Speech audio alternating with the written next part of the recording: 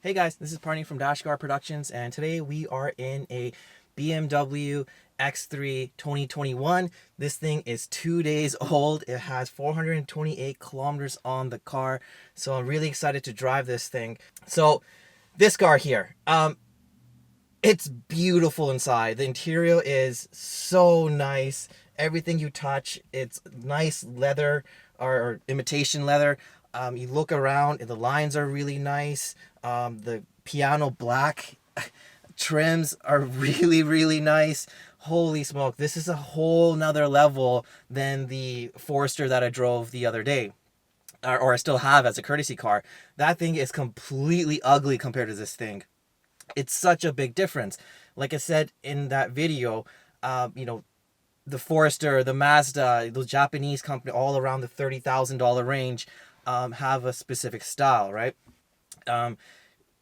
They're all in that same segment, so they're not going to have the most nicest interior, or there's something lacking, right? So for example, Mazda has a really nice interior, but it may lack in the power wise, right? Where Subaru looks really boring, but it comes with all-wheel drive. And now when you bump up to to the BMW, the German engineers, right? You're getting a lot more car. So now you're getting something that looks beautiful now. The interior is immaculate. I absolutely love being in here. And you get a lot more power, which we'll get into a bit. So let's get started here. We'll talk about the engine in a bit. Let's get moving. Let's see how this thing feels. Let's start the car up. So right off the bat, it does sound nice. This is the typical straight line 3.0 liter BMW.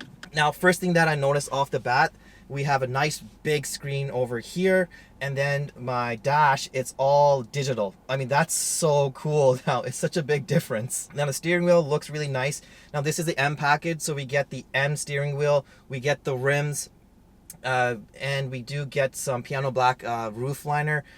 Performance wise, you don't really get much, but they do add this all-wheel drive system so essentially when you're making a turn, the outer wheel will apply more power and the inner wheels will start braking or applying some brake pressure. So it does have this vectoring system which you get on this sport package. So like how BMW implements their infotainment system, you have this dial here right beside the shifter. You just kind of go left and right and you can go through all the menus, the screens. So it's pretty easy to do.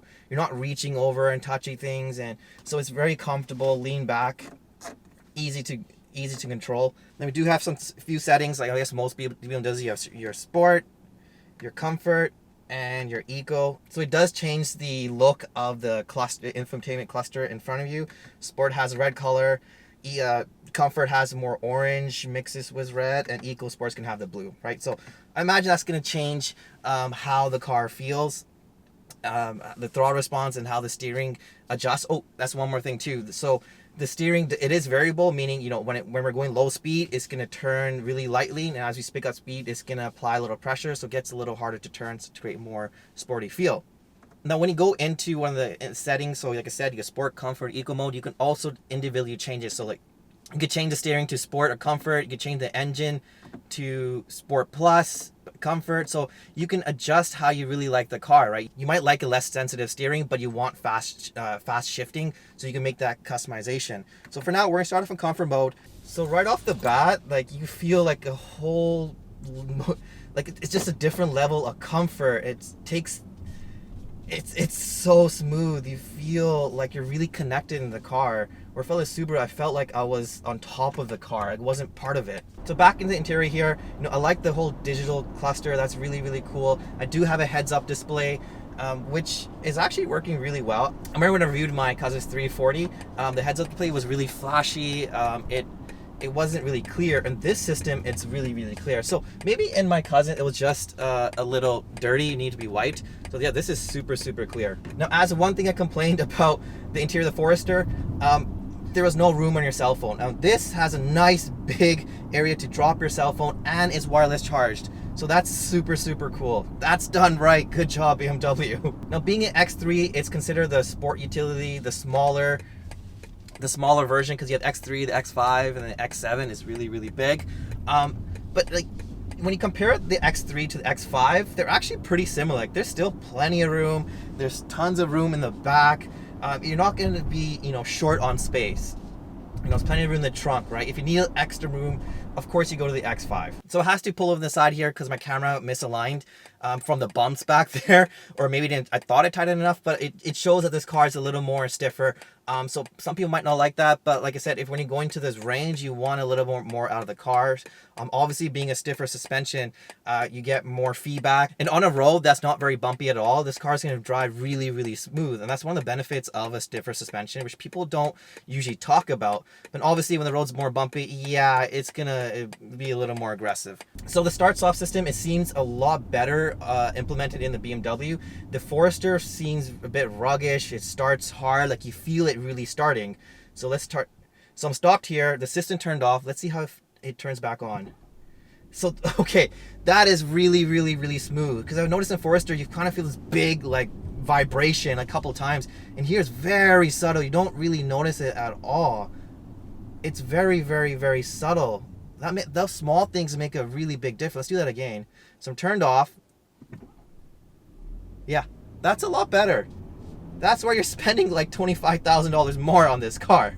So this car, it's around $55,000. So you're spending quite a bit more compared to the Japanese competition. You add the sport package, that's another $3,500. So you are paying quite a bit more money. Do you get that value? I don't know yet. Let's see how the engine does. Let's go right to sport mode. Let's not mess around. Let's give it some power.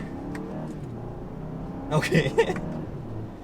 Okay, so this thing shifts really, really fast. I believe it has a ZF transmission. In one of my videos where I test drove the BMW 340, I thought it had a dual clutch transmission. I was wrong. It actually has a ZF transmission.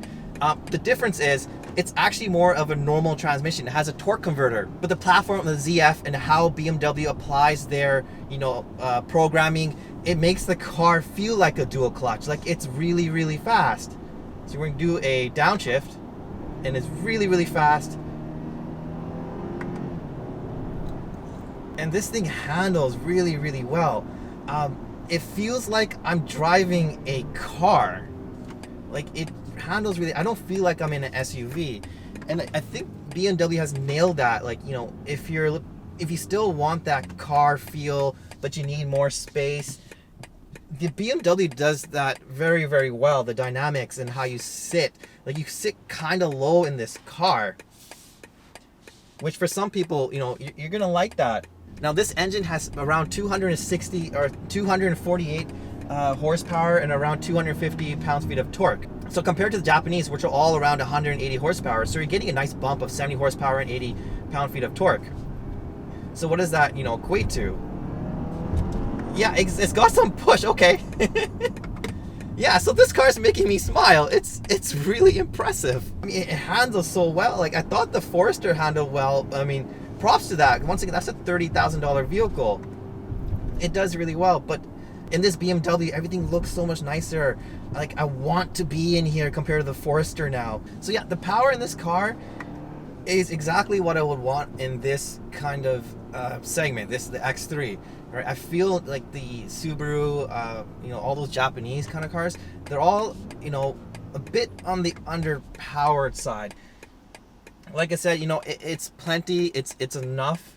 But if you want a little more oomph, if you want a little more power, you want that power to pass someone that's really annoying you, that's going really slow, this car has enough power to do that easily. Like it gets up really, really fast. And it's just nice not to have that CVT transmission, which, they're not very good. Like when you drive a car like this and you think about the Forester, it's a whole nother ball game. So yes, you are spending a lot more money on this thing, but I think it's worth it. It's really, really good. So the moonroof here, it's huge. So it goes all the way back, so it brings in tons of light. You probably noticed that when I opened up the top here, the cloth, the liner, it got a lot brighter. So it's really nice to be in. Holy smokes. So let's go.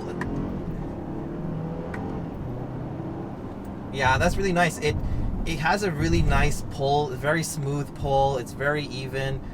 It builds up and holds power right to the end. Takes the corner a little fast. Yeah, it handles really, really well. It just goes right through, very, very, very easy. So the interior lights are really, really nice. You know, they have a more of an LED vibe. It's not fully white, it's not fully yellow. It looks very classy actually. Now the looks of the car, I think it looks really great. With the M Sport package, you do get a little more aggressive styling bumper, which looks good. You have the typical BMW headlights, the look of it. I mean, it's all very, very BMW, don't get me wrong. The size is really nice. Back of the car is really, really nice. So overall, like, you're getting a very, very pretty car for sure. Brake in, apex turn, it does well. So yeah, that's easy. Like, I wasn't concerned about, you know, I wasn't like scared. You put in and the car rotates really, really, really well. Once again, my camera's off, but the car rotates really, really well. The whole Vectory said you don't notice it coming off. I'm sure it's doing some witchcraft, some adjustments that are very minor but very quick and soft adjustments to make the car turn in very well. So let's put it in comfort mode. So I imagine what's going to happen is everything's going to quiet down a little bit. Yeah, so I noticed already I'm putting a lot more throttle into the car to get the car moving, right? The dampen and throttle, so the inputs, you need more input to get a more power. You know, if you're just cruising around, you don't want instant torque. You don't want instant, you know, those fast movements. If you have, you know, if you want to cruise along or commuting, you don't want to put too much throttle. So you have a lot more linear pedal feel versus in sport mode, it's a lot tighter. Like 40% will give you like 100%, right? So that's more, you know, more fun if you want to do some spirited driving. So now we have some bumpy roads.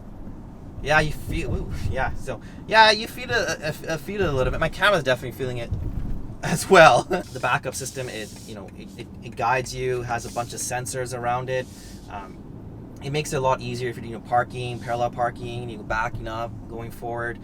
You're not gonna hit the car in front, or you know how much room you have in front of you, behind you. So it makes it parallel parking a lot easier. And I know a lot of people suck at parallel parking, or are not very good at it, or just bluntly will not parallel park anywhere because they're way too scared. They're gonna hold up traffic behind you. And with a system like this, it makes everything a lot easier to do, right? It helps guide you, so it's not as intimidating, especially in a little more bigger SUV like this.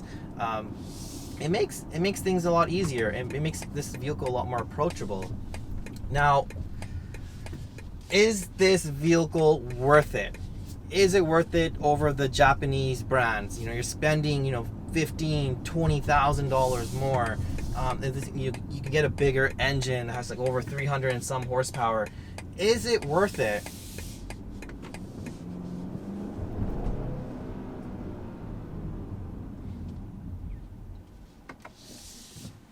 I'm not gonna say yes, recommend it, go run off and buy it. And the reason being, you know, if you're into SUVs and you want to get an SUV, you know, you're looking at things like you want to be able to sit a little higher, you want a little more room, you want more comfort features, which this thing has. But you're gonna get all those things in the Japanese, the Mazdas, the Subarus, the Honda. You're getting all those things. The only thing you're really lacking is the power. Can you live with, you know, 8.5 seconds 0 to 60? Is that what, are you gonna be racing? Are you gonna be racing in this thing and, you know, racing cars? No, you're not. So, you know, this is one of the things you have to realize. Do you want that extra push? Do you want to spend $20,000 for that 2 seconds 0 to 60 faster? This thing does it in 6.2 seconds. Is that worth it to you? For the price? For me? No. No. It's a no for me. But if I'm spending, you know, $65,000, I want a Corvette. That's what I want. Why not? So, having said that, I appreciate you guys checking this video out. I hope you guys subscribe. I will absolutely love that. And we'll catch you guys on the next video. Take care. Bye-bye.